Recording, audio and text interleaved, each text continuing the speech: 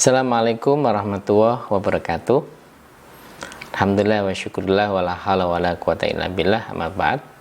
Selamat bergabung kembali dengan kuliah saya Peradaban Islam dan Islam Nusantara, dan khususnya pada pertemuan ini melanjutkan tema-tema Islam Nusantara dari pertemuan yang sebelumnya. Terima kasih kepada adik-adik mahasiswa yang terus mengikuti kuliah saya. Semoga mendapat ilmu yang berkah, amin Allahumma amin. Tema kita hari ini adalah tentang fikih Nusantara. Jadi kalau ibarat Islam Nusantara itu ibarat rumah, kamarnya itu banyak. Ada kamar fikih, ada kamar tasawuf, ada kamar pendidikan Islam, ada kamar dakwah, ada kamar macam-macam ya, ada banyak. Nah, ada banyak yang bisa menjadi bagian, dan ini bisa menjadi kajian yang menarik dari adik-adik sekalian. Bagaimana ini, selain itu juga menjadi kajian menarik, bisa mengkaji Islam Nusantara di masa sekarang, Islam Nusantara di masa yang akan datang, dan Islam Nusantara di masa lalu.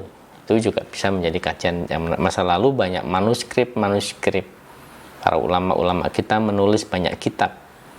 Nah, ini banyak manuskrip kuno yang bisa digunakan untuk sumber primer kajian-kajian tentang Islam Nusantara. Nah, kembali kepada tema kita hari ini adalah tentang fikih Nusantara.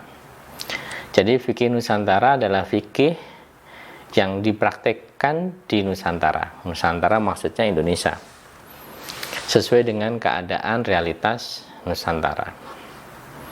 Ini yang dipraktekkan bagaimana?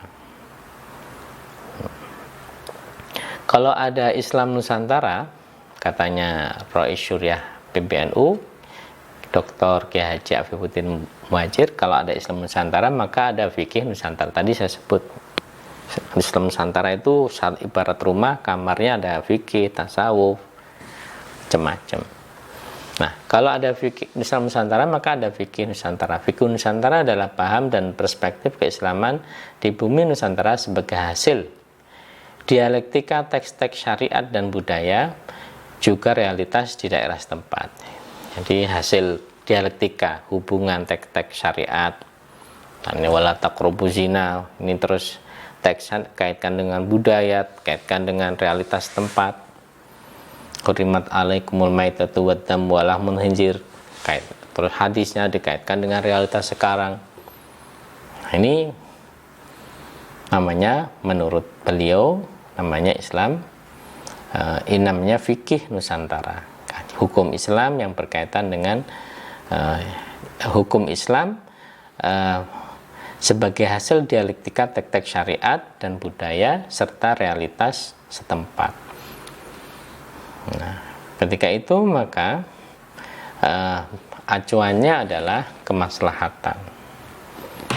Di teks-teks suci yang mempertimbangkan adat, uruf lokal, kearifan lokal itu pertimbangannya adalah pertimbangan kemaslahatan baik secara duniawi maupun ukhrawi.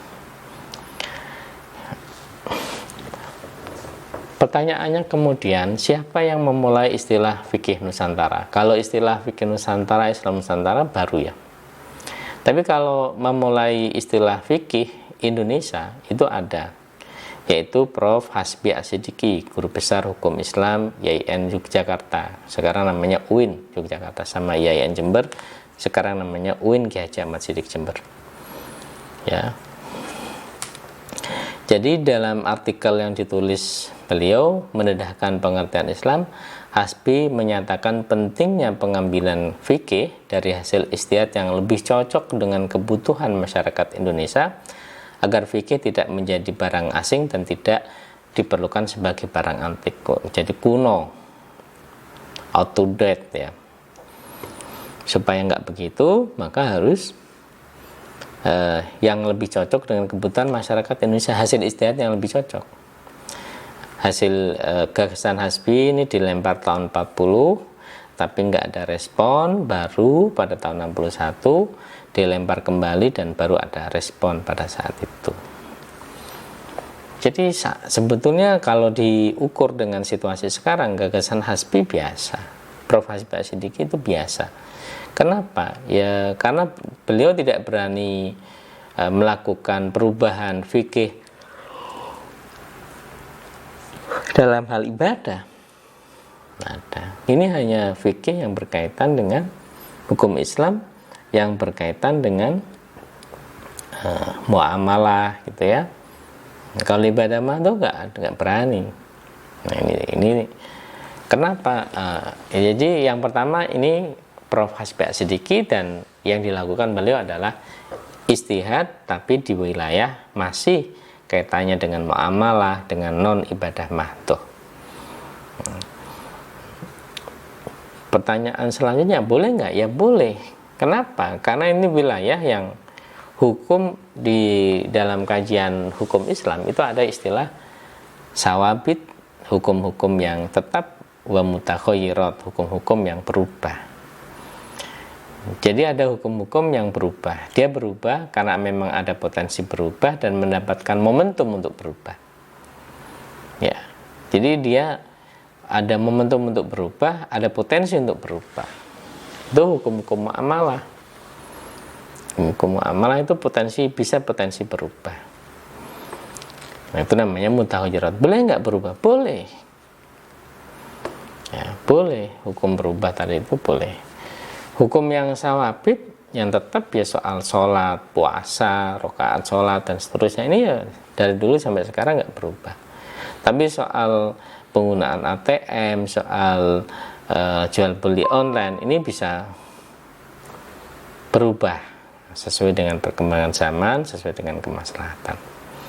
Ini adik-adik sekalian, jadi itu ya. Jadi kalau hasbi tadi itu yang berubah muamalah, yang tidak berubah ya ibadah mantu, kan sama dengan sekarang Prof. Hasbi As-Siddiqi. Nah, tetapi ya karena beliau pertama kali maka menjadi sesuatu yang menarik.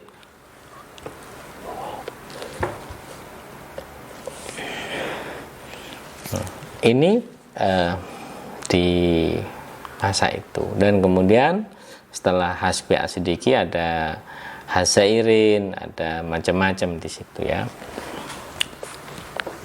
Kemudian fikih Nusantara, fikih hukum Islam yang tumbuh berkembang di Nusantara itu ada dua.